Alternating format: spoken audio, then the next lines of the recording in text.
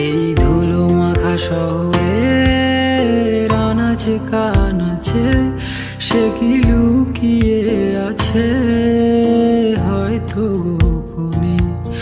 আমি ক্লান্ত এক পথিক নেমেছি তার খোঁজে, সে কি ভাবছে না বসে নিজ আপন মনে।